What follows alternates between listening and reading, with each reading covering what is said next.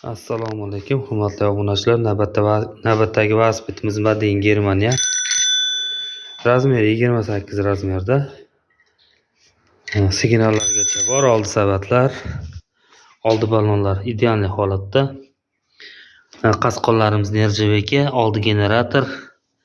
Generatorlar ham mana Shimano generator. Bagajlar ham baquvvat. Oldi generatorga oldi orqali yonadi.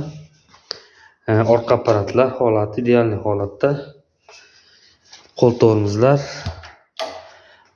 qasqonlarimiz nержавейка, uncha-munchaga zanglamaydi, zang bosmaydi. Mana emblemalarigacha bor, mana alyumin pirkalargacha turibdi. Holati ideal holatda, razmeri 28. Narxi 2 million so'm, oz-moz kelishadigan joyi bor. Buni oldi bez generatorlari bor, arzonroq 1,5 million so'm kami bor.